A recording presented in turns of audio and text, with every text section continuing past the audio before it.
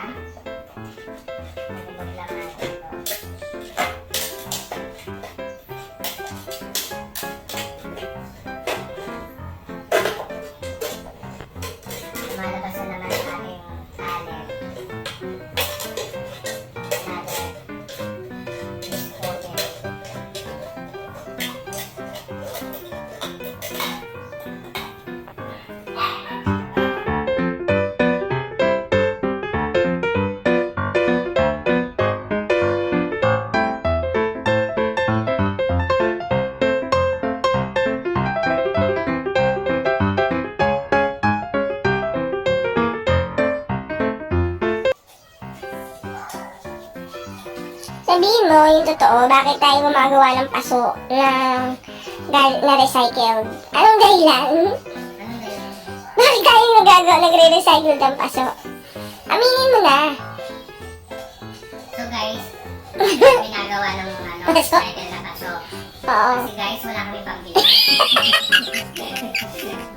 Yung totoo. So, at least, nakikita natin sa loob ng bahay yung mga possible na pwede natin gamitin. Maging replacement dun sa mga paso.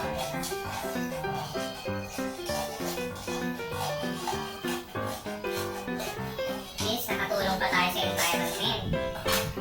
Makakabawas tayo ng alat. Tapos saan tayo ko? Sige, may gagawin ako dyan. Ayan. Tapos saan tayo kukuha ng lupa? Kuha kami ng lupa guys sa kapit. So dahil may ginagawang bahay doon, yung hinukay, kukunin namin yun. So, hindi na kami magpapano sa may-ari, hindi naman kasi makikita yun. Konti lang naman, tingnan mo naman yung mga. Ganyan lang guys. O yan, yung nag-iisang halaman sa table, saan galing yan? Ito tong halaman na to, ito yung sample. So, binigay ko sa amin ng kaibigan namin. Kasi Ate Joy, shoutout sa'yo Ate Joy, thank you sa Anong tawag dyan? Anong pangalan nito? Jade plant. Jade Plan. So sabi, ito daw yung Jade Plan. Good luck. Papa-welcome and good luck din, sabi ni Ate Joy. Kasi bumili kami sa kanya ng halaman. Ano pangalan ng halaman? Peace lily. Peace Lily yung binili namin halaman sa kanya. So binigyan kami ng giveaway na isa. Yan, para daw ma-inspire kami na kasi once na bumili ka ng halaman, kailangan tuloy-tuloy yun, kailangan baga maging tuloy-tuloy yung pagiging responsible mo sa buhay. Yan, kasama na yun doon. Baga paano natin iahalagaan ang isang bagay. Siyempre sa halaman may mga buhay yan. Kailangan talaga tutok din tayo sa paghahalaman.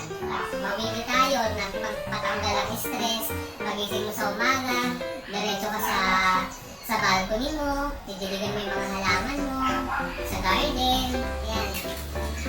So, kailangan lang tayo maging positive tayo sa buhay, mga idols, mga kaibigan, yan na nanonood dito, and sana may share kaming aral. Talaga namang napaka ano ngayon ng panahon.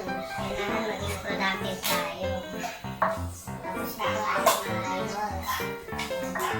Itong kandila, paano ba? Sayang yung amoy ng kandila.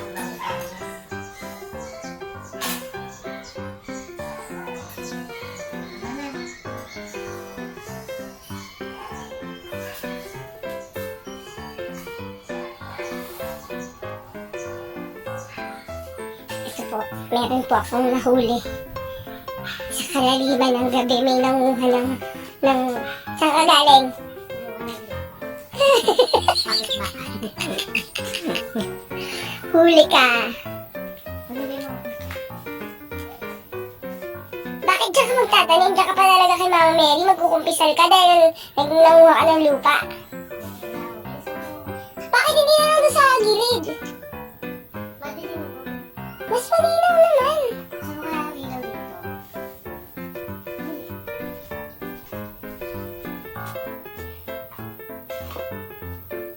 Gabi ka talaga magtatanim.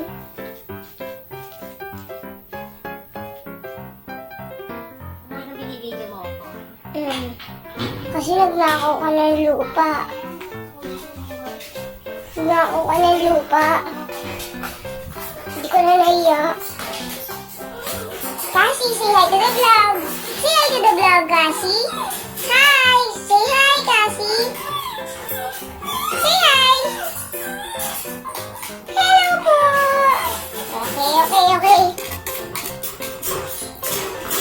Say hi to the vlog, Kasi. Kasi, where are you going? Kasi, where are you going? Going out again? No! Kasi!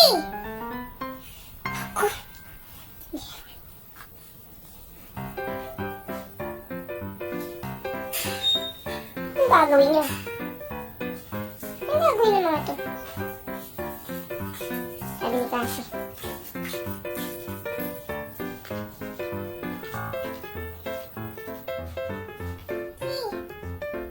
Kasi! Kasi, let's go out!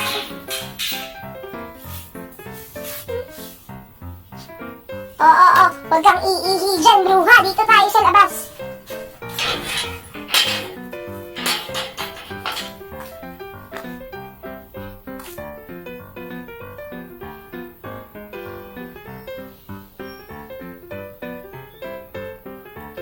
Uy!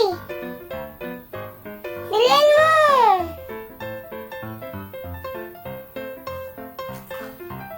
Kasi!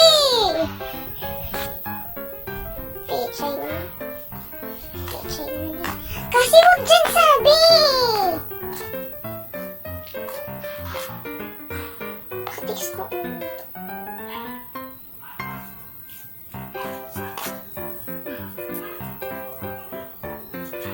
Hindi ba po? Ano ba kasi?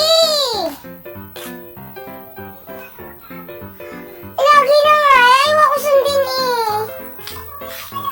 Ayoko.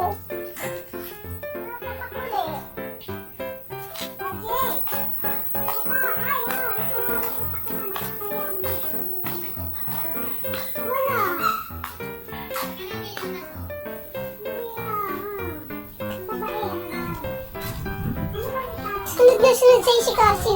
Buti pa sa'yo nasunod.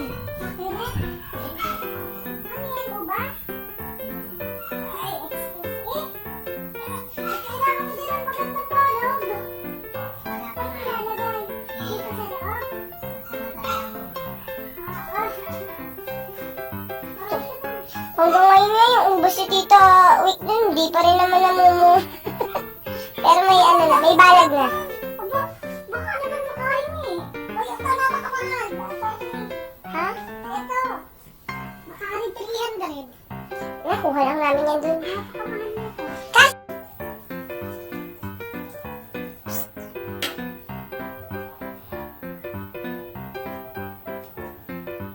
Video to. Tira mo kaya?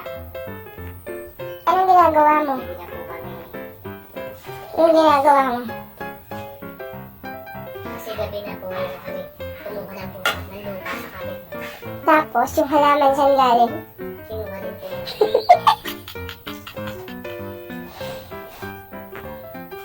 Ito na yung mga nagawa po niya. Ayan. Ito galing sa tsahin ko. Yung grapes galing sa tsahin ko. Okay. Ito ang photos. Ito ang binili namin. 80 pesos. Itong Bacolaris. Kay Tita Nora. Bromeliad yata yan. Pero hindi ako sure. Comment down below kung bromeliad na po siya. So, bubutasan natin ito. Tapos, meron kaming nakuhang, ipakita mo yung nakuha natin sa likod bahay. Ito po yung nakuha namin sa likod ng bahay namin. Nasa likod ng bahay lang pala namin yung snake plant. Dalawa to. Nakakaloka. Bumili pa ako ng 2 peace lily. Meron palang peace lily sa harapan ng bahay namin. Sa lumang bahay namin. Pwede yung 3. 4 nga pwede pa. Kasi kailangan natin ng 2 sa CR. Kahit naman po. Eh di pag dumami na siya, saka na lang tayo maglagay dito sa CR sa baba. Wala, may talang tayong halit. May ano? Yung ano. So, ano yung video? Ayan.